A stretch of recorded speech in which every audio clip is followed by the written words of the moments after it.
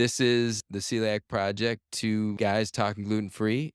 Just wanted to give a little disclaimer. We are not medical experts, doctors, dietitians, Nurses. bone experts, surgeons. We're only experts at being celiac patients. So enjoy the show. And if you're going to do any changes to your diet or need real medical advice, please go to the medical professionals. That's what they're there for. Today's episode of the Celiac Project podcast is sponsored by Taste Republic, who believes everyone deserves to eat good, fresh pasta, no matter their dietary restrictions. All of Taste Republic's pastas are certified gluten-free and beloved for not sacrificing taste or texture.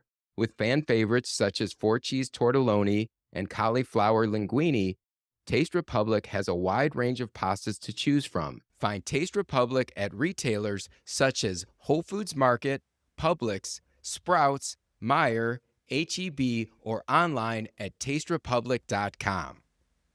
The Celiac Project podcast is proud to be partnered with Bull & Company MediaWorks, specialists in website design and digital marketing with over 20 years of experience. Go to bullcm.com to find out about all of their services. You found the Celiac Project podcast, two guys talking gluten-free. I'm Mike. And I'm Cam. And what are we talking about on today's podcast, Cam? Mike just got back from his great Alaskan adventure. Yes, this is part one of our amazing Celiac Cruise Alaskan adventure. So much adventure that we have to make it a two-parter. You won't want to miss this one. Let's get to the show. Sounds good. Hey, Cam, so good to see you today. So good to see you too. Welcome back. Thanks. Yes, I just literally got back from my Alaska cruise adventure, and this is going to be a lot of fun. We're going to make this a two-parter because there was just way too much to fit into one podcast. My goal, Cam, is to give people lots of tips if they're going on an Alaskan cruise or maybe another type of cruise or any kind of gluten-free travel. I feel like there were a lot of real moments here where I thought, oh, I really want to share this with Cam and our listeners because I feel like I learned a lot of things. We're going to have a huge tip right off the bat, but how does that all sound to you today? Yeah, I mean, I think that sounds great. You didn't tell me anything, so all of this is fresh for me as well.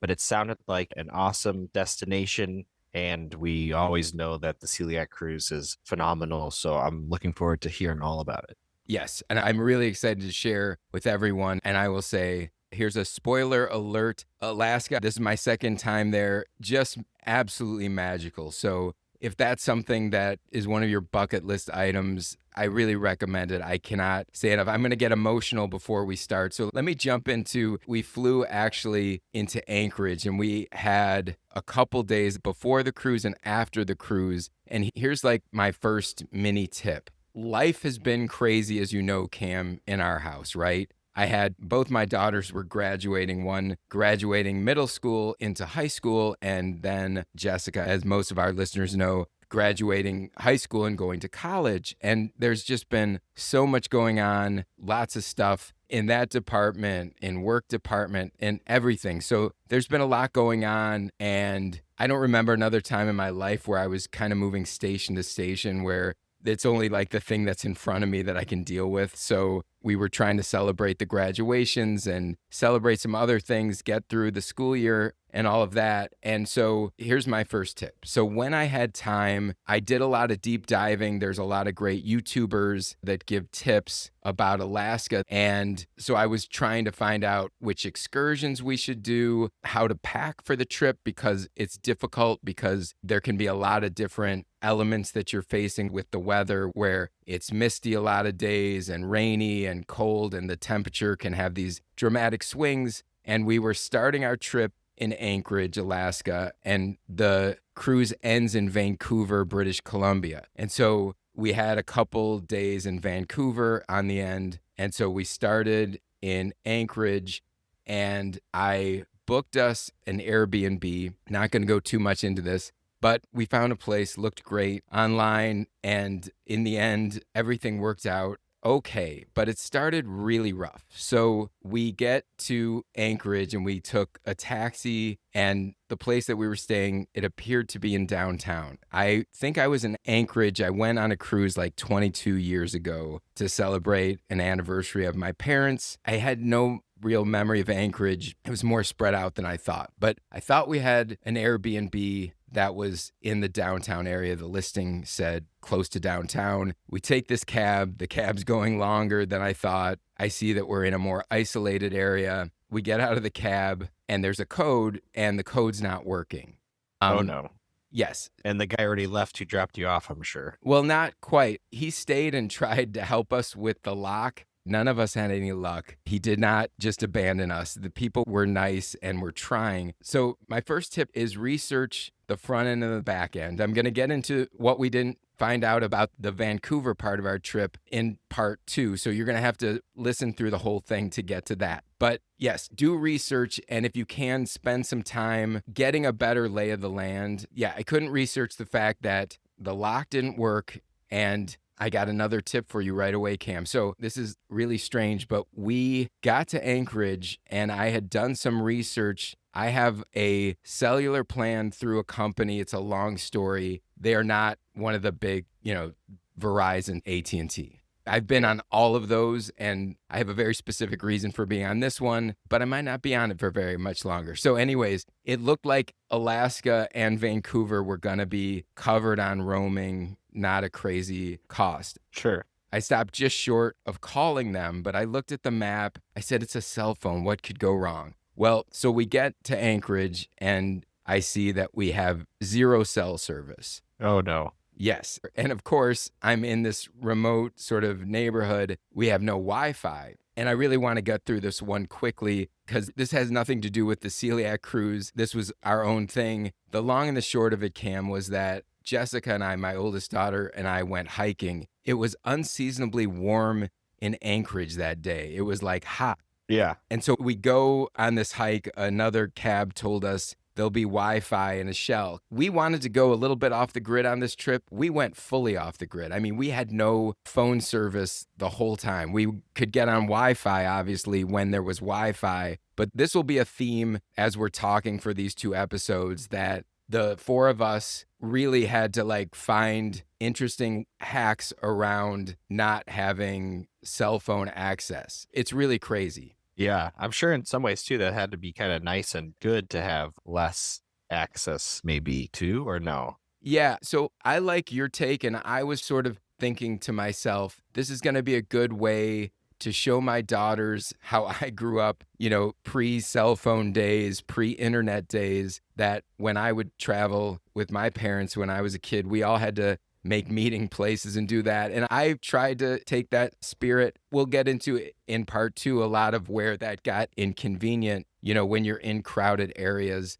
Sure. it's really hard. But yes, I like what you're saying. And I actually thought this will be a good learning experience for my daughters in particular, but it caused a good deal of stress. So I will say this, I don't want to spend a lot of time because I want to get to food. I want to get to the cruise and everything. Our first day was very, very stressful. We actually found a good friend of the woman who owned the Airbnb, drove up and was running reconnaissance because we were trying to get Wi-Fi so I could say to this person, we cannot get into your home. And I'll say this, the woman put us up in another place for the night, which was really nice. But one of the downsides was it was on a 3rd floor, and it was really, really unseasonably warm for June in Anchorage. And so we're on this 3rd floor, no air conditioning. I felt like my body was 150 degrees that night. That sounds very uncomfortable. It was very difficult, but I want to get to my first good shout out, which was we were exhausted after this day. We finally got a new place,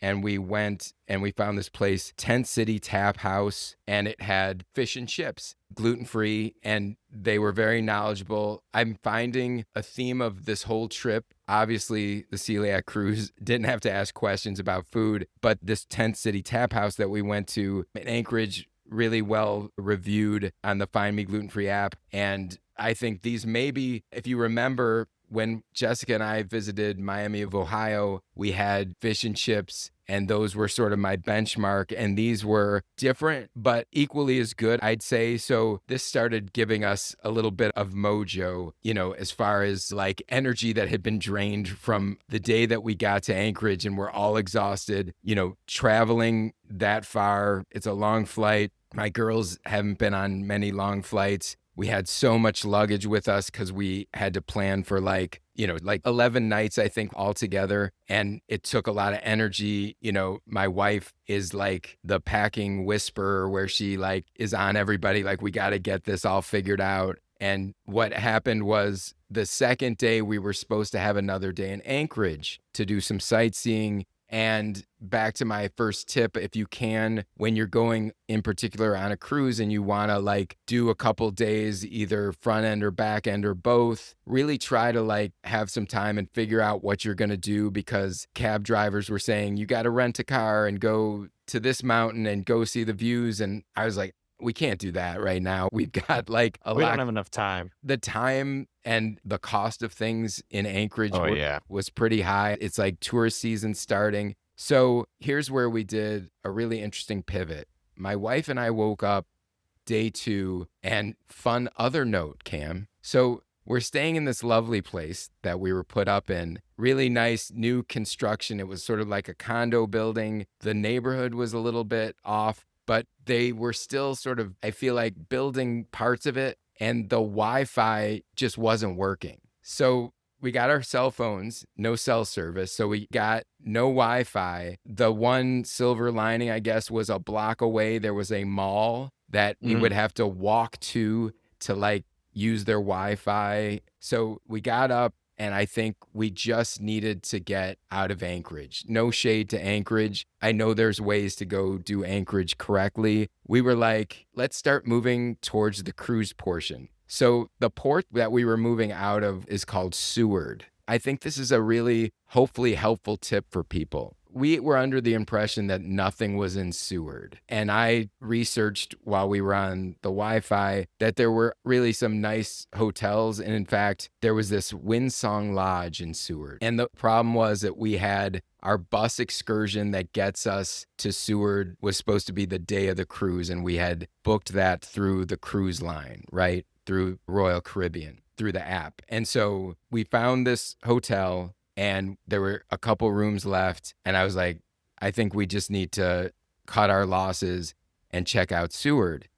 And my tip is that people say there's nothing in Seward. It was just the beauty of Seward was just beautiful Alaskan wilderness everywhere you looked, very unspoiled, like not really built up. There's a small town. You get on the bus. So we got the bus, and later we were given a refund of our other bus. It got a little complicated. And to the credit of this woman who had sort of dropped the ball and our day didn't go well, she actually picked up our bus fare. Oh, that's nice. Yeah, and she picked up our night in this Windsong Lodge. But Cam, so we get up that second morning of the trip and we get out, and I actually felt like I know things are going to get better. We went into problem solving mode. We saw that there was a room. This woman was communicating with me via text and wanted to make things right. She was offering us all these meal options, and we were like, no, we just want to get out of town. Thank you.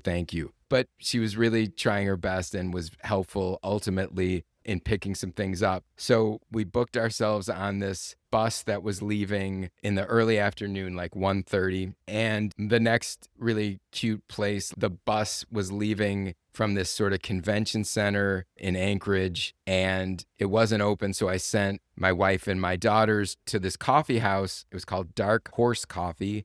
And it had such good, like, college vibes almost. Like, it was a really... young coffee shop. Yeah, and they had gluten-free cookies that were really good. They fully understood celiac. Another theme of this trip was the understanding of both. Obviously, the understanding on the cruise was immaculate. But certainly in Vancouver, when we get to that, a lot of understanding of gluten-free and celiac. But at this little coffee house was really, really great. We had to check out of our place, right? We had to be out at 11, and then we had this 1:30 bus. And I was literally a little bit like standing on a street waiting for them to open up the place so we could put our luggage in. You know, the first day and a half, we're pretty exhausted. But so we get on this bus, Cam, to drive to Seward from Anchorage. And I felt, oh my God, the vacation is truly starting now. You just see all this beautiful scenery. And when you take the transport from a city to the cruise, you can do all sorts of, like, they have all these add-ons, you know, where you can get on and off, or you can go see a glacier with a special thing. And we just got right to Seward because we were staying overnight.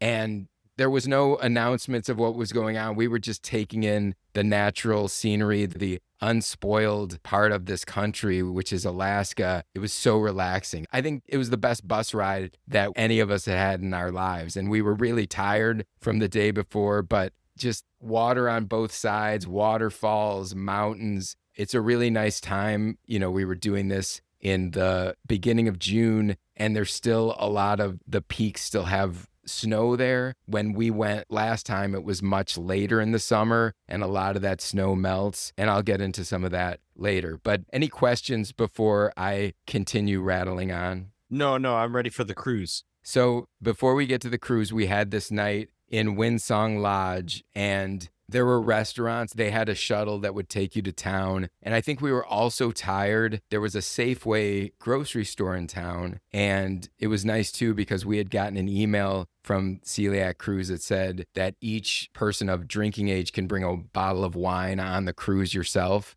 And we knew we were going to eat really well on the cruise. So that night, Jessica and I just went to the Safeway on the shuttle, and I grabbed a couple bottles of wine to take on, and we just did a really light sort of cold cut meal because, as I say, we all knew we were going to eat really well. So a tip, as I said, I think you don't have to necessarily stay just in Anchorage. I will say that Seward is lovely. If you're a little burned out on urban life, get right to Seward. Next time we do an Alaskan cruise, if we do go out of Seward, I think we are going to land in Anchorage and go right to Seward and have that time in Seward, because I felt like we really started to unplug our brains then. That was the beginning of the nature for you more. Yeah, and it was beginning of getting into the whole cruise mode, which is lovely. So the sooner the better. Hey Cam, before we continue the podcast, let's take a minute to talk about our wonderful sponsor, Taste Republic. Taste Republic makes all their pasta fresh in their Madison, Wisconsin facility. There are multiple great advantages to having fresh pasta that you just can't get from a dry pasta.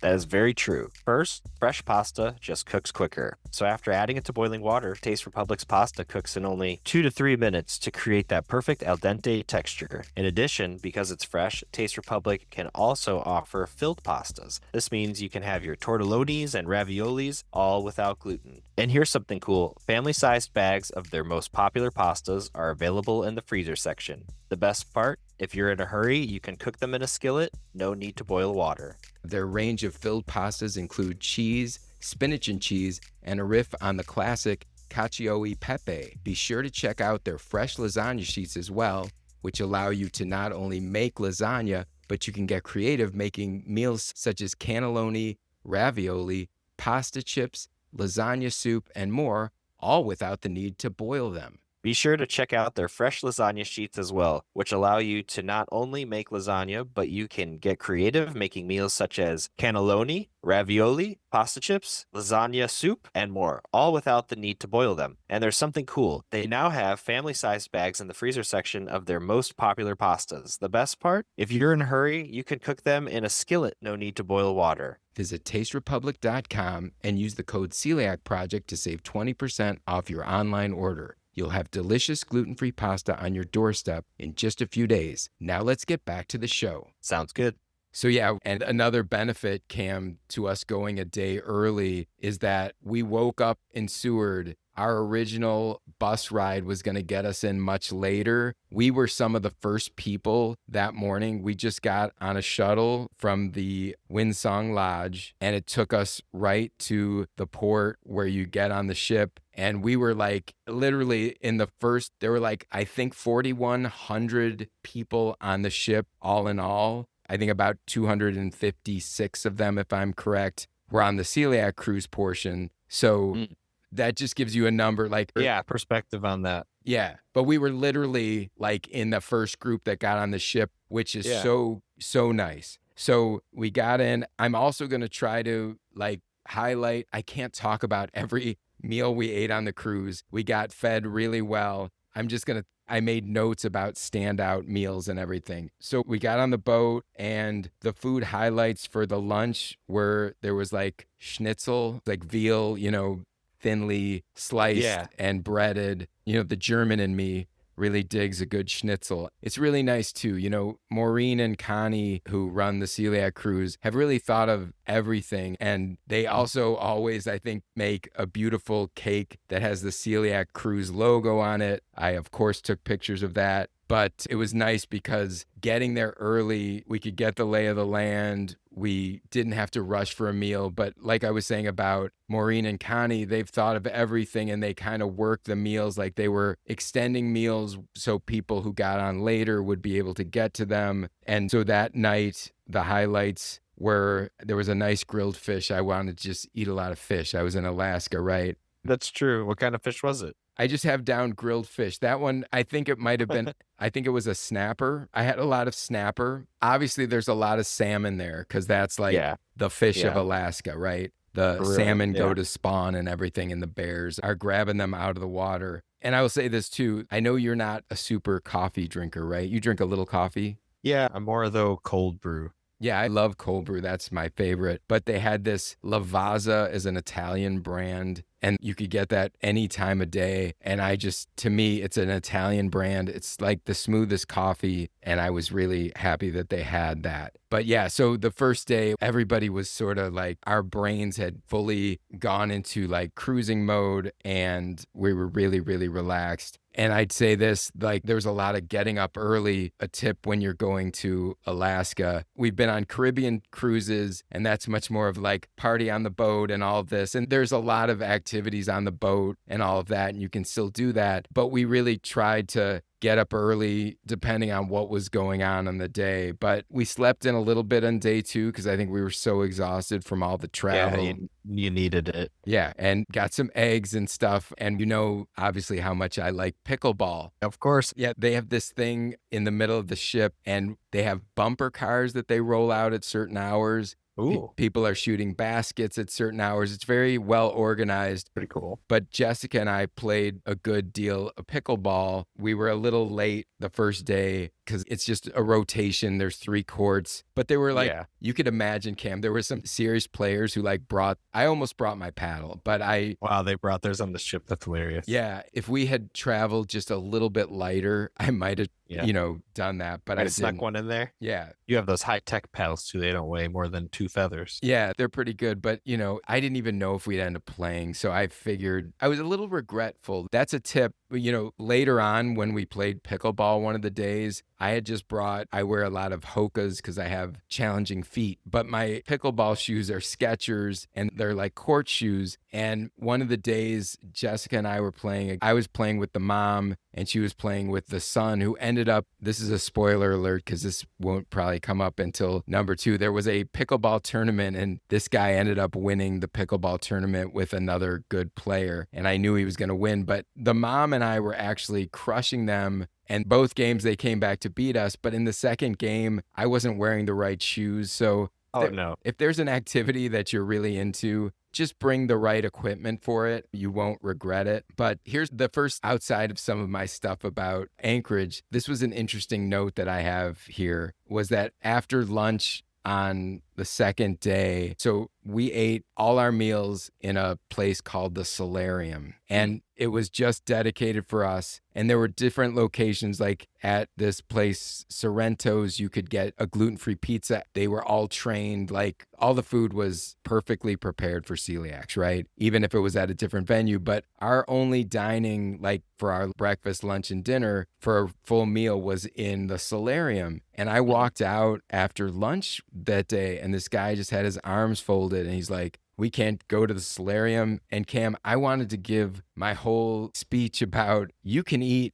everywhere everywhere. else. And they have specialty dining, Japanese steakhouses, Italian. And I think some of it is just, I talked to Connie and her husband, Brent, who's a really nice guy who we've gotten to know on these cruises. But he said usually when people realize that it's a medical condition, they soften up. I think it said special event, Celiac Cruise, private dining, closed. But, I wanted to go over and have a talk with him, but it wasn't the time or place. So I let Sure, it. yeah, you don't need to be doing that on your vacation, but I understand what you're saying. It's an interesting point you bring up because my instinct would be to want to explain too, like what you're saying. Yes. And, you don't know people and they're on their vacation. I'm on my vacation. And it wasn't the time, I think, for education, but I got very close. So, anyways, I just thought of something.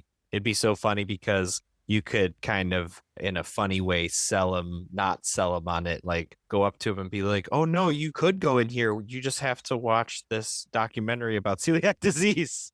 I like that, what you're saying. If someone got an education on celiac and then maybe took a little test that they understood it. And then you're allowed in. Now you Yes. can go to the I Celiac. like that. But anyways, I want to stay with the positivity. It was all good. It's interesting having those moments with people who just, I always say this, you can't blame someone for their ignorance if they've never learned about it. I don't know. I wish people could understand a little bit like that. This is the one thing we get, so let us have it and maybe try to understand it a little bit. But anyways, Totally. yeah. So the big thing about day 2, getting back to the cruise, is that's the day that we see Hubbard Glacier.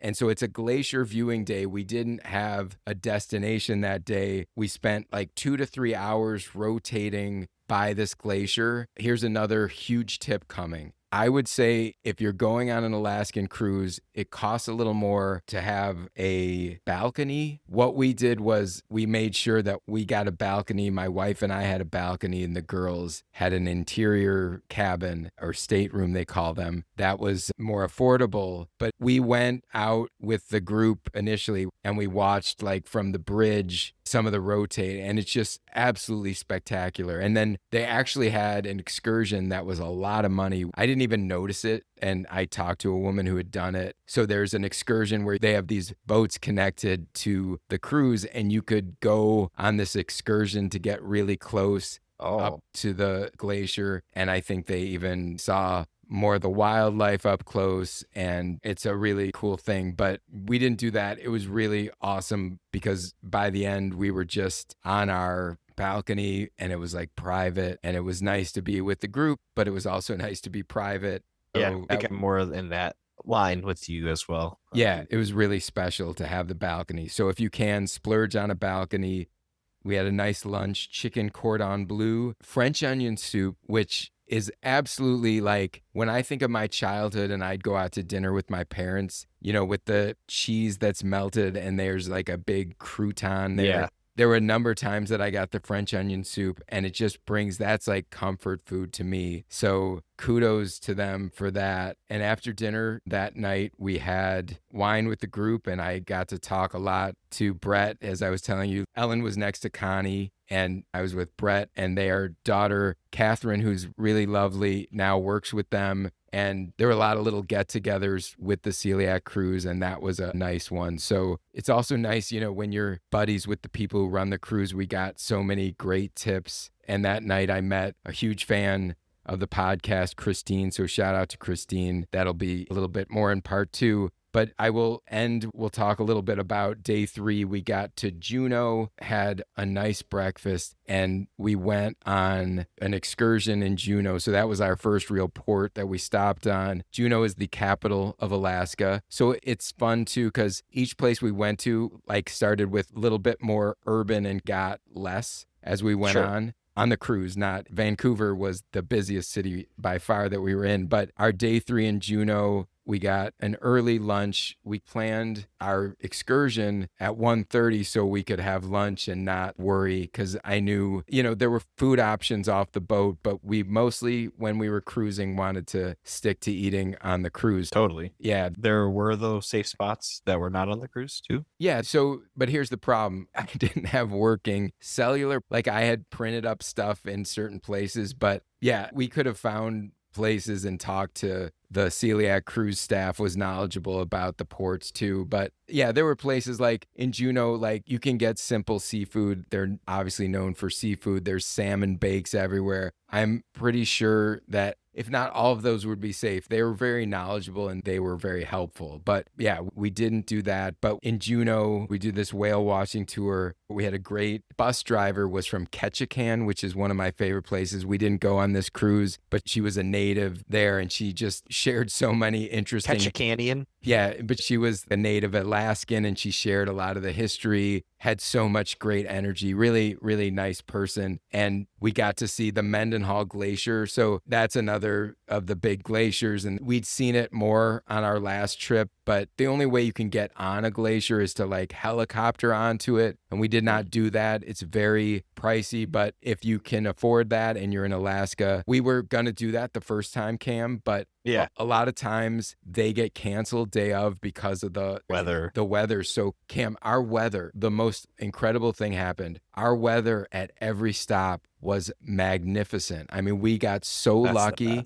Yeah, I was joking with Connie that we packed all this rain gear and all these layers and for the most part didn't need them. And as she said, better to have them and not use them. And that's another tip. Get prepared because you're not always, I mean, we got so lucky with the weather. So on our whale watching excursion in Juneau, we went out and we got to see these orcas that you could tell on our boat that they were kind of shocked because you only see the orcas in Juneau. They were saying like 1 out of 20 trips.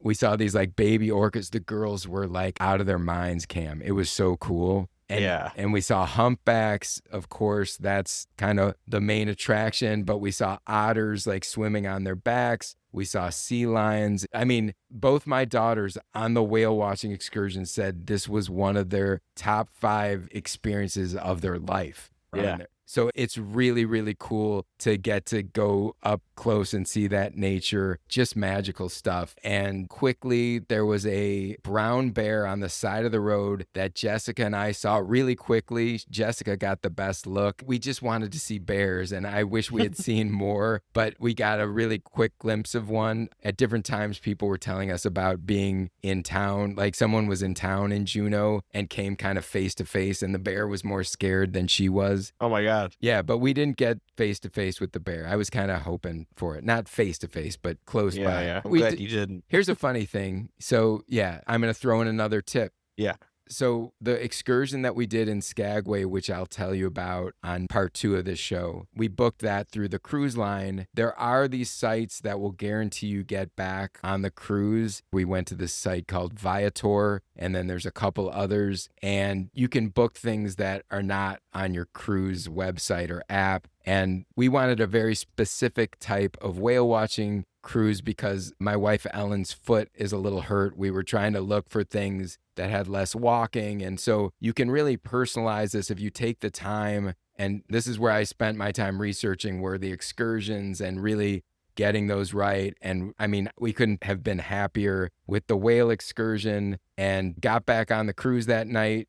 Dinner was Italian night. I had a nice chicken parmigiana. It was lovely. Had some wine with that. And here's another fun thing about the Celiac Cruise. There's always a late night snack. And the standout dish was a Caribbean chicken salad. And it's funny because I showed my show notes to our producer, my wife, Ellen. And I said it was a standout dish. And she said, so much so that the girls want my wife to recreate it at home. The girls would taste something and they're like, Mom, you have to figure out how to make this. Oh my God. So that they got to figure out how to make it. They're old enough now. I think Ellen will be really happy that you said that. So we've gone on a long time and I have so much more to get to, but I will leave you with the teaser that in day 4, we pull into Skagway, another just magical day. Did you have any thoughts before we wrap up part 1, Cam? Any thoughts, questions, comments, anything? Concerns? No, when you were telling me about all the stuff, I just started picturing whales jumping out of the ocean and stuff, and I can imagine everything you're saying. So I'm kind of just living the movie right now. I'm sure a lot of the listeners are as well. And the trip is very much ramped up and is Sounds so cool. What a cool boat, and all the activities that you've already told us about, and getting to have your comfort sport pickleball and all of that. But my favorite part that you said so far was what you shared, that it was a top 5 life changing moment thing, because those are extra good and extra special. And so that you guys got to do it all together is makes it even more so. Because I'm assuming too, if any of you had gone on this trip solo, you'd still say that. But even more so, it's amplified because you guys got to do it all together. Yeah, you're making me emotional saying all this stuff. I think I'm also emotional because, as most of our listeners know, Jessica's about to go off to college. And I mean, we're a very close family, but yet, and we saw groups who, like, we were 22 years ago celebrating my parents' big anniversary. And it's nice you see all these groups, multi generational. And it is really special to have these moments. We're all going through our lives, and to the point of like being a little off the grid. We really did want to be slightly off the grid. We made a conscious choice not to buy the internet package on the cruise because sometimes it's wonky to begin with. It's not like you're not going to be able to download stuff really quickly, but we really wanted our daughters to kind of unplug a little bit and experience nature and all that. And I think we did succeed in that. And yeah, it couldn't have been better. Like, just everything was fantastic. I have to shout out Maureen and Connie, and it was nice. Maureen, as I said, when we had Maureen on a number of shows ago, was not able, they can't all be on every ship, but it was really nice to spend time with Connie and her family and everybody who's working for the Celiac Cruise. Such lovely people, helpful and wonderful. And so, yeah, really, really nice. And on top of that, the staff that works for Royal Caribbean, in particular, the food staff, was just so accommodating. Jessica, now dairy and soy are also an issue. And we just had this wonderful crew that I'm going to get into more in part 2. Another teaser, we're going to get into. Jessica celebrated her 18th birthday on the cruise, and they were trying to make everything special. But let's put a bow on this one. You got it. 2 weeks from now, you're going to hear the conclusion, part 2 of our wonderful Alaskan adventure. Thanks so much for listening. We'll see you next time. Sounds good. See ya. The TCP Inner Circle is our Patreon group that supports the podcast. It not only helps us with some of the many costs involved so we can keep the podcast going strong, but the TCP Inner Circle is really about building a like-minded community of people who support one another and learn from each other's experiences. I think the coolest thing is that Mike and I host a hangout once a month, and we have gotten to interact with so many of our listeners in this incredible group, and they get to know each other in the process as well. At certain levels, you can get a t-shirt or a one-on-one hangout. Go to patreon.com/celiac project to join or find out more about it. We'd love to expand our celiac community through Patreon and look forward to seeing you at our next TCP Inner Circle hangout.